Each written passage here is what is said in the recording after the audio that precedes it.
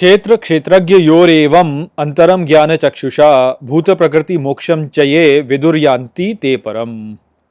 नमस्कार मित्रों, ये जो श्लोक है भगवद गीता के 13वें अध्याय का 34वां श्लोक है, जिसे हम आज गहराई से समझेंगे। तो आइए सबसे पहले इसके अर्थ को समझते हैं। तो जो श्लोक है वो कहता है, क्षेत्र क्षेत्रज्ञ योरेवम्, अर्थात जो क्षेत्र एवं क्षेत्रज्ञ को, अंतरम ज्ञान चक्षुषा, अर्थात भीतर के ज्ञान नयनों से, भूत प्रकृति मोक्षम चाहिए, अर्थात भूत प्रकृति और मोक्ष सबको, विदुर्यान्ति ते परम, अर्थात जानते हैं, प्राप्त करते हैं वे परम को।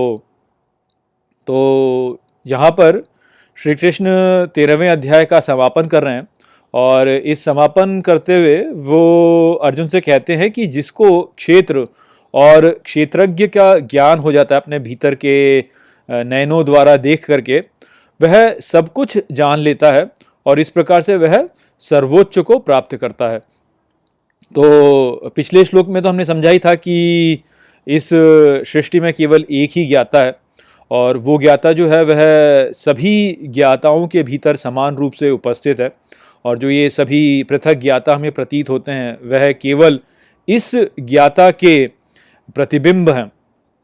तो अब ये जो विचार है, इसके साथ यदि हम एक और विचार जान लें, जो कि यह है कि इस सृष्टि की जो प्रवृत्ति है वो ऐसी है कि यहाँ पर जो आप सोचते हैं कि आप हैं वह ही आप बन जाते हैं। तो यदि इस विचार को और जो एक ही ज्ञाता है उसका विचार, दोनों को एक साथ जोड़ लिया जाए तो हम समझ पाते हैं कि श्री कृष्ण यहाँ पे कह क्या रहे हैं।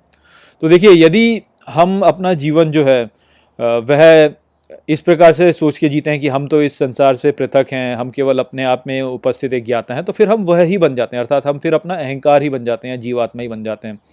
वहीं पर यदि हम अपने भीतरी नयनों के द्वारा अच्छे से ज्ञान को प्राप्त करने का प्रयास करें और ये जान लें कि वास्तव में ज्ञाता केवल एक ही है जो कि समान रूप से सभी में उपस्थित है, और इस प्रकार से यदि हम ये जान लें कि जो हम सोचते हैं कि हमारा अहंकार है या जो हमारा जीवात्म भाव है कि हम सबसे पृथक हैं, ये केवल एक भ्रांति है और हम वास्तव में ये नहीं है, हम वास्तव में तो वह ज्ञाता है, मूल ज्ञाता, जो कि सभी में समान रूप से उपस्थित है। तो यदि हम इस बात को जान लें और इसके द्वारा ही अपने जीवन को जिए, हम अपने पूर्ण विश्वास के साथ इसको माने और इसी के अनुसार अपना जीवन जिए, तो हम देखेंगे कि हमारी प्रवृत्ति ऐसी ही होती चली जाएगी। हम फिर जो है इसी भाव को प्राप्त करते चले जाएंगे और हम फिर एक अहंकार न रह करके या एक सीमित जीव न रह करके हम वास्तव में फिर परमात्मा को ही प्राप्त करने लगेंगे। तो इसीलिए श्री कृष्ण ने कहा कि वह फिर परम गति को प्राप्त करते हैं, तो वह परमात्मा ही हो जाते हैं। फिर व्यक्ति जो है परमात्मा को ही प्राप्त कर लेता है और वह स्वयं को, यानी अपनी आत्मा को, फिर परमात्मा ही मानता है, अर्थात आत्मा को परमात्मा ही मानता है वो। यदि कोई व्यक्ति आत्मा को जीवात्मा मानता है तो वह जीवात्मा ही है। फिर जो व्यक्ति आत्मा को परमात्मा मानता है या ब्रह्म मानता है वह फिर ब्रह्म ही हो जाता है। तो उस विचार को यहाँ पे श्री कृष्ण कह रहे हैं। तो यदि हम इस प्रकार से जीवन जिएंगे तो हम परमेश्वर को ही प्राप्त कर लेंगे।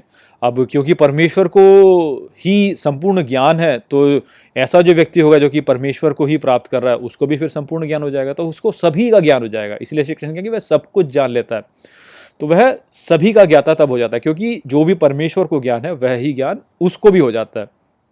अब यहाँ पे इस विचार को आप ठीक प्रकार से समझिए। देखिए, इस संसार में जब हम जी रहे होते हैं, ऐसे ही जी रहे होते हैं, खा रहे हैं, पी रहे हैं, चल रहे हैं या कुछ भी ऐसी क्रिया कर रहे हैं, तो तब हम व्यावहारिक स्तर पर जी रहे होते हैं। तो उस स्थिति में जब व्यक्ति व्यावहारिक स्तर पर जी रहा होता है तो उसको अपने अहंकार के साथ में ही जीना पड़ता है। वह केवल जीवन को जो है यदि जिएगा तो परमात्मा भाव में रह करके वह जीवन को ऐसे जी नहीं सकता।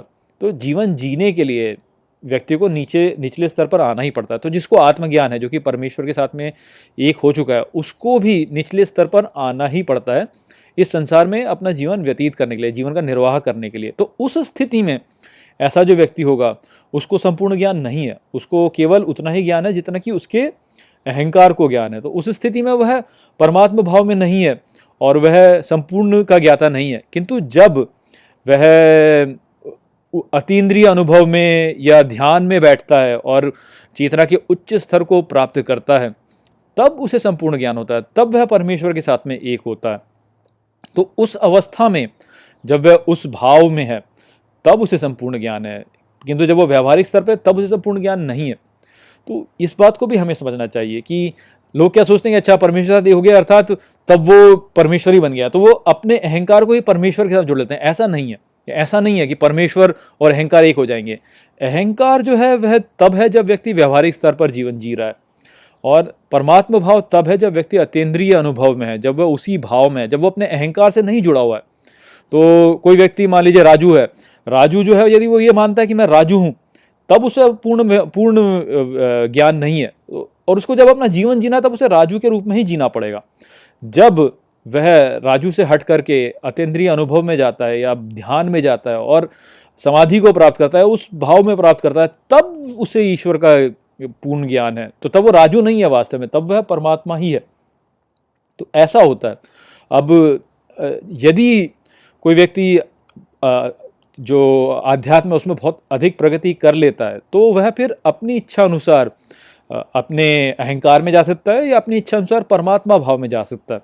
और मृत्यु के समय यदि वह परमात्मा भाव को प्राप्त कर ले, तो फिर तो उसका पुनर्जन्म नहीं होगा, क्योंकि वह फिर परमात्मा भाव में ही रहेगा। तो ये विचार है जो कि हमें यहाँ पे समझना है। व्यक्ति यहाँ पे क्या करते हैं, लोग मूर्खता में कई बार ये सोच लेते हैं कि अच्छा मैं अहंकार में ही, यानी राजू ही जो है ईश्वर बन गया। ऐसा नहीं होता है। या तो राजू है या तो ईश्वर है। ऐसा नहीं है कि राजू ही ईश्वर बन जाए। ईश्वर जो है वो चारों ओर है, सभी स्थानों पर है, वह अनंत है। तो एक छोटे से राजू में कैसे सर पूरा ईश्वर समा सकता है? ऐसा नहीं है। राजू जो है वह ईश्वर तक पहुंचता है, ईश्वर राजू में नहीं घुसता है। अर्थात समझ रहे हैं आप इस बात को? तो ये विचार है यहाँ पर।